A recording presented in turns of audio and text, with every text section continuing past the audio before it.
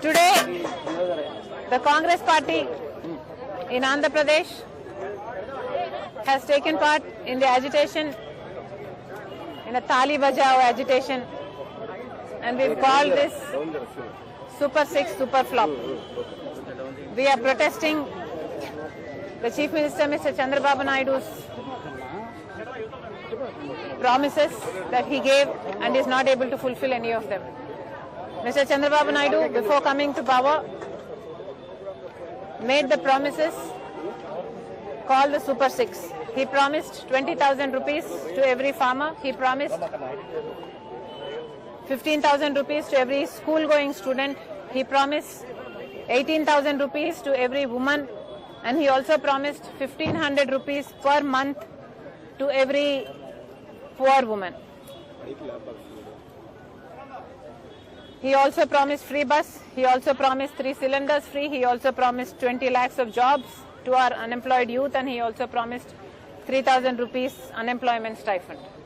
Our question is, it has been 7 months since Mr. Chandrababu Naidu has come to power, and he has not fulfilled any of the promises. Why? Mr. Chandrababu Naidu is enjoying the power given to him by the people of Andhra Pradesh, but the promises given by him to the people of Andhra Pradesh are neglected today. How fair is this? Mr. Chandrababu Naidu needs to answer the people of Andhra Pradesh. Mr. Chandrababu Naidu knew very well the difficulties the Andhra Pradesh state faced. In spite of all that, he gave these promises. He said he is having an alliance with the BJP party for reasons, for welfare and development reasons for the people of Andhra Pradesh. So we are asking him, where is welfare? Where is the development? What has BJP done? What has Mr. Modi done? Till now, 7 months has passed. We haven't seen any fruit from Mr. Chandrababu Naidu. All he says is numbers. All he says is he's doing big things, he's planning big things. But materially, on the ground, we don't see anything happening. Congress party once again demands, Mr. Chandrababu Naidu, that Congress party is going to take up this agitation, Thali Bajao, Super 6 Super Flop, on a monthly basis if you do not fulfill the promises given by you to the people of Andhra Pradesh. Thank you.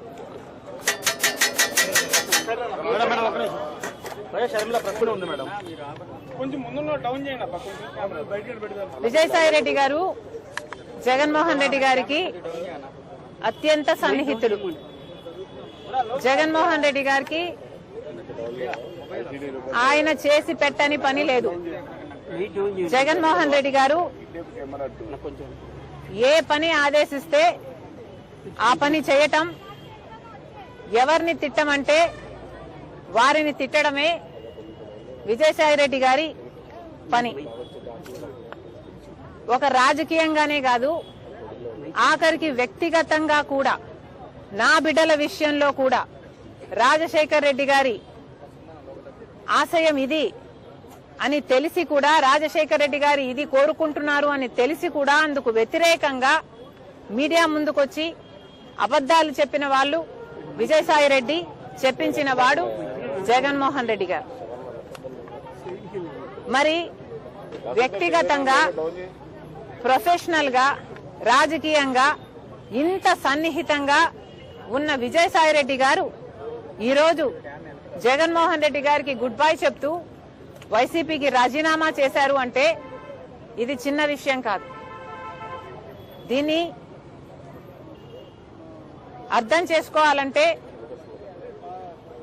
YCP కార్యకర్తలైనా, Rajasekhara Reddy గారి అభిమానులైనా ఆలోచన చేయాలి.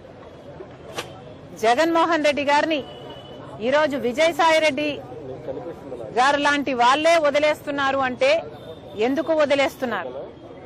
జగన్మోహన్ రెడ్డి గారికి దగ్గరగా ఉన్న వాళ్ళు, జగన్మోహన్ రెడ్డి గారి కోసం ప్రాణం పెట్టే వాళ్ళు ఈరోజు ఒక్కొక్కరిగా జగన్మోహన్ రెడ్డి గారిని వీడుతున్నారు అంటే దానికి కారణం జగన్మోహన్ రెడ్డి గారు నాయకునిగా విశ్వసనీయత కోల్పోయారు.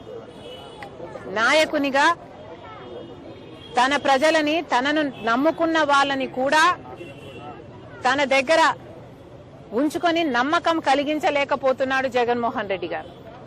కాబట్టే ఈరోజు రాజకీయంగా అయినా వ్యక్తిగతంగా అయినా జగన్మోహన్ రెడ్డి గారు విశ్వసనీయత కోల్పోయారు. కాబట్టే జగన్మోహన్ రెడ్డి గారు నా అనుకున్న వాళ్ళంతా దూరం అవుతున్నారు. అంటే ఇంకోటి మేడం, అంటే విజయసాయి రెడ్డి ఇప్పుడు ఏదైనా బీజేపీతో ఏదైనా చేస్తున్నారు అనుకుంటున్నారు, లేకపోతే ఆయన కంప్లీట్ గా రాజకీయాలు దూరమని చెప్తున్నారు? ఆయన బీజేపీ ఏదైనా వ్యూహంలో భాగంగా చేస్తున్నారు అనుకున్నారు? అంటే ఆంధ్రప్రదేశ్ లో రాజ్యసభ సభ్యుల్ని తీసుకుని రాజ్యసభలో బలపడాలనే వ్యూహం ఏమైనా బీజేపీ ఉందనుకున్నారు? ఎందుకంటే జగన్మోహన్ రెడ్డి గారు బీజేపీకి మోడీ గారికి దత్తపుత్రుడు. జగన్మోహన్ రెడ్డి గారు తనని తాను కాపాడుకోవడం కోసం సాయిరెడ్డిని బీజేపీ దగ్గరికి పంపించాల్సిన అవసరం లేదు. ఎందుకంటే జగన్మోహన్ రెడ్డి గారు ఇంతకాలం సాయిరెడ్డిని తన దగ్గర పెట్టుకునే బీజేపీ నుంచి ఫేవర్స్ పొందాడు, తనని తాను కాపాడుకోగలిగాడు. కాబట్టి సాయిరెడ్డిని పంపితేనే బీజేపీ నాకు అనుకువగా ఉంటుంది కాబట్టి పంపుతున్నాము అని అనుకోవడానికి ఇక్కడ వీలు లేదు. జగన్మోహన్ రెడ్డి గారు విశ్వసనీయత కోల్పోయారు కాబట్టే విజయసాయి రెడ్డి వదిలి వెళ్లిపోయాడు అన్నది నా అభిప్రాయం. వివేకానంద హత్య గురించి కూడా విజయసాయి రెడ్డి మాట్లాడారు ఢిల్లీలో. అవినాష్ రెడ్డి ఏం చెప్తే అది మీడియా ముందుకు వచ్చి చెప్పాను, ఆయన గుండెపోటుతో చనిపోయారని చెప్పారు, అదే నేను చెప్పానని ఒక వివరణ ఇచ్చే ప్రయత్నం చేశారు విజయసాయి రెడ్డి. ఎప్పుడు? మధ్యాహ్నం ఢిల్లీలో మాట్లాడారు. సాయిరెడ్డి గారు ఇప్పటికైనా నిజాలు చెప్పాలి. ఈ నిజమే కాదు, ఇప్పుడు నిజం చెప్పారు సంతోషం, ఈ నిజమే కాదు, మీరు ఎన్ని అబద్ధాలు చెప్పారో మీకు తెలుసు.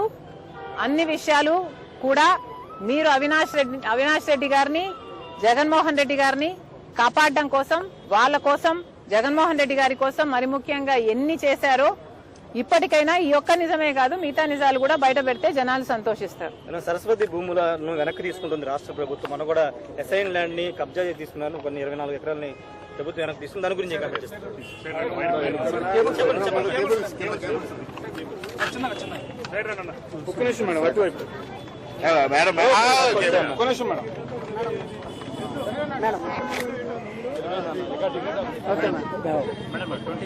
జనవరి 26 విజయవాడ జింకన గ్రౌండ్ ఫ్లాగ్ హోస్టింగ్ మీరు వచ్చి అందరూ పీసీసీ అధ్యక్షులు అందరూ వచ్చి ఫ్లాగ్ హోస్ట్ చేశారు మేడం. అది చాలా హానర్ సబ్జెక్ట్.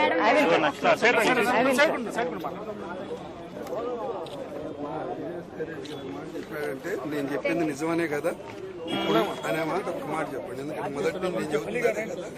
అదేలే, అన్ని నిజాలు చెప్పాలని చెప్పామంటే అదే కదా. క్యాన్సర్ హాస్పిటల్ చూసాను.